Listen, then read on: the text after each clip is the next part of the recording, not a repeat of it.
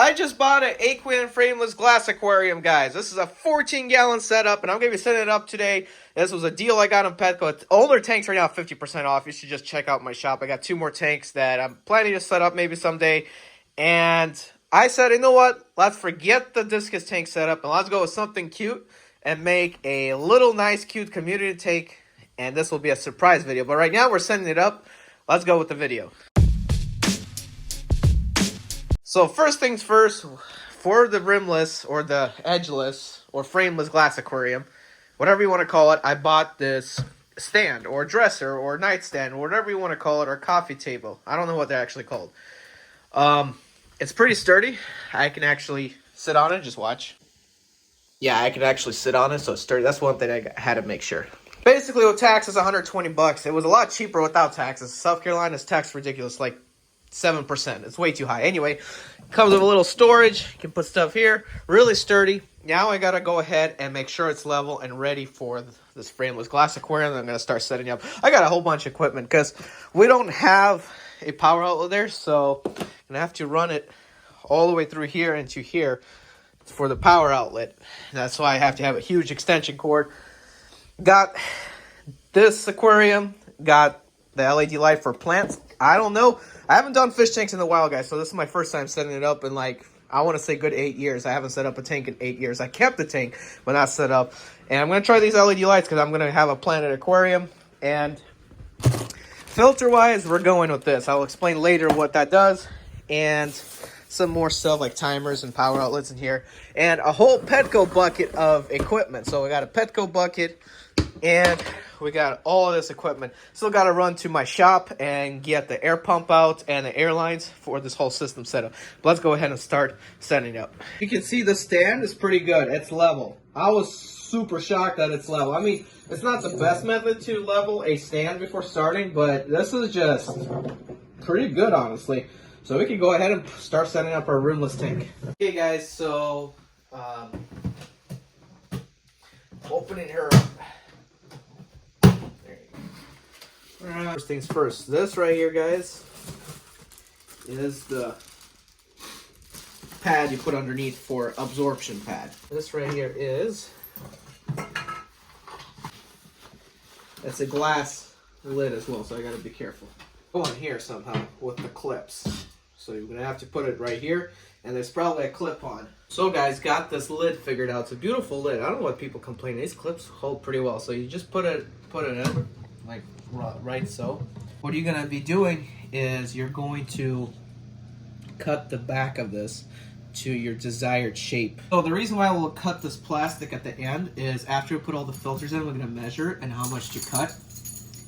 So that there's gonna be a light attached to the back of it. There's gonna be like air lines and a heater. So we need to make a little like area where it's all the stuff's gonna go in. This glass looks pretty good. There's a few reviews going on that the people don't like the plastic clips. Honestly, the plastic clips look good, and this looks good. All I gotta say is, guys, whenever you picking up the lid and put it back in the tank, just be very careful. So let's get on with setting up the tank. Okay, guys, so this is the pad that they got. So you just peel this off. How the right way to put it, all you need to know is that it's the pad that you gotta line up very carefully. The fish tanks, anyway, you need a shock absorber. So once you line up one corner, just slide your hands over. So guys, the background is a little too short. I'm gonna have to go to Petco and buy a different one, as you can see here. So we're gonna roll this back up and we're gonna return it. Glad I kept all the receipts pretty much. So what I'm doing here is an old aquarium, I guess that's what you want to call it, thing, is I'm wiping the tank with vinegar. That's the safest thing you could use when you're setting up a fish tank. Is you want to get rid of all the dust and, you know, make sure it's clean. Use vinegar. So unfortunately, right now I'm outside of Petco returning this because you can see the video wasn't the right size, and this is the wrong type of heater. First of all, I heard some reviews that they overheat and kill your fish, and second, they have a preset heater. I should have noticed that. This heater you can't control. So when you're gonna be looking for another 50-watt heater, because I won't be able to control at 78 degrees. I want to control the right type of heat. So guys, coming out of Petco, as you can see, and had to just refund the heater and the background. I just didn't want to mess around. They probably had a background, I just didn't want to go ahead and buy it. Everything's Aqueon, and the other brand is just simply too long of a brand for like a heater for a 50-watt heater. It's just too long. So time to go to another pet store. Hey guys, so came back from the fish pet store, which is Pet World, and got a 50-watt submersible heater. This one should fit perfectly. The one at Petco is a little too high, so this one you can adjust the temperature. I don't like preset heaters. I just don't. And we got a background finally. I'm gonna use the blue background for this. I wish I got a solid blue, but the solid blues are just not fit for a cube. So I'm gonna show you guys what the solid blue looks like. It looks like something similar to this right here. Okay guys, the background's put on. Now it's time to add all the equipment to it. Guys, check how cool this heater is right here. So you can control your heat. It actually shows you right here what you're setting your heater on. So this is 75. I'm gonna keep tropical fish, so it's gonna be 79. But either way, that's why I went and returned the Aqueon and got this heater instead. So we got manual clip-ons, guys. Aqueon Planet Fish for Planet Fish tanks. Okay, it's up to a 20-gallon. I obviously got a 14-gallon. It's gonna be a really cool-looking fish tank. We're gonna test this out and see if it works. Moment of truth. Here we go. There you go. Wow. Okay, that looks really good. Turn it on and off. You could do this. Different modes. So. Hey guys, so just set up this filter. This is probably one of the best filters in your fish tank you have in a small one. It's gonna be very quiet.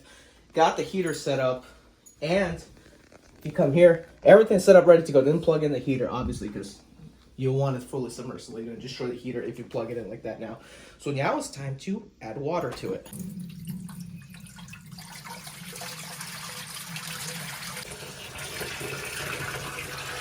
So this is better water conditioner.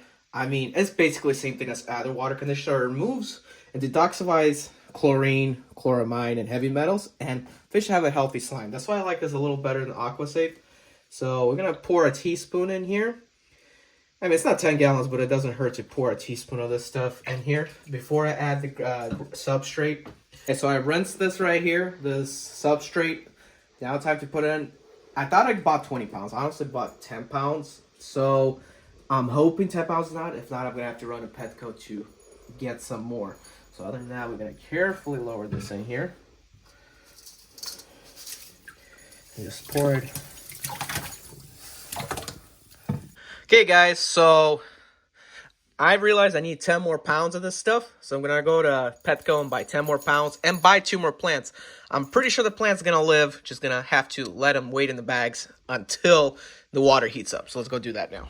Okay, guys. So I went back to Petco and bought 10 more pounds of this stuff over here.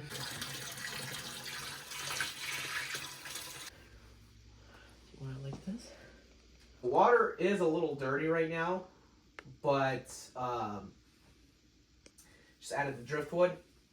The substrate is settling. I'm gonna clear up. Driftwood is obviously new, so I might have to do water changes because it might change the color of the water, but obviously it's still floating kind of, so it'll settle down yet. Time to add the AquaSafe stuff, the salt, and turn on the filters. Okay guys, so now we don't need to cut this off because we really don't have any other filters to cut off. We just have some wiring basically, but I'm just gonna drop this in here carefully, and there you have it. Now we have a lid. Okay guys, so I got it set up and running.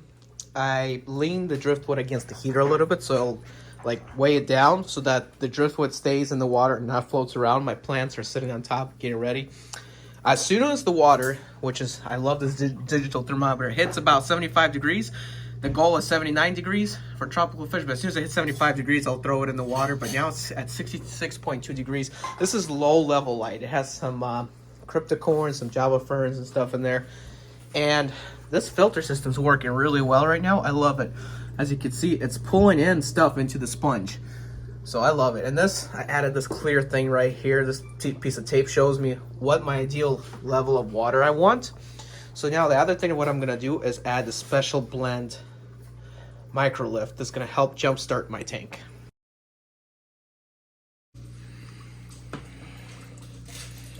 So guys, like I said, I'm gonna add the plants when the water temperature hits 65 degrees. Right now it's 66.4. We start at 64, so around 2 degrees every 30 minutes. So I don't know, maybe 2-3 hours and it should be good to go. Then I could add these plants. She's not too fond of the fish tank. She's wondering what that is. Okay guys, so it's cleared up pretty good. That's almost 69 degrees. Can't wait until it clears up some more. But time to test the water and find out if it's all good to go, safe from chlorine, and what the pH is. Spartanburg water, where I live, keeps it at 6.5, but we'll see what the pH level is going to show. So guys, according to these colors on this test strip over here, my water is safe already, and it's at pH level 6.4. Well, it is. So before I buy any fish, I'm going to have to buy pH neutral regulator so I can have it at 7 or 7.2 area, and then I can add some fish. But other than that, I'm good to go. Another good way of neutralizing pH, because I need my pH at 7.0, is using baking soda. So I'm actually going to pour a teaspoon of baking soda for every, so there's 14 gallons, so 1 teaspoon for every 5 gallons. Still waiting for the water to hit 75 degrees before adding the plants, or at least past 70. It's 69.4 right now. I don't know when I should test the pH. Don't want to keep testing if it's baking soda, not going to help, but hopefully in a couple hours or tomorrow I can actually test it. So as you can see, the water quality actually got a little clearer in the tank now. Put the plants in, temperature is over 70 degrees, or about 70 degrees, guys. It's actually at 69.6 and growing pretty high. I decided not to wait. Plants will be okay. It's not too cold of a water yet. So my pH level is at 8.0. Adding baking soda was kind of a mistake. It went a little too high. So tomorrow when I go buy the beta, because everything should be ready, the tank should be cycled. I know you guys probably going to be like, oh, it's not cycled, but beta fish is one of the very few fish that you can put in, and it's very hardy, that can help cycle a tank, because, I mean, they keep them in beta bowls. So anyway, when I go pick up the beta fish tomorrow, I'm also going to buy a pH neutral regulator that I'm going to throw in the tank, and that will regulate my pH to 7.0.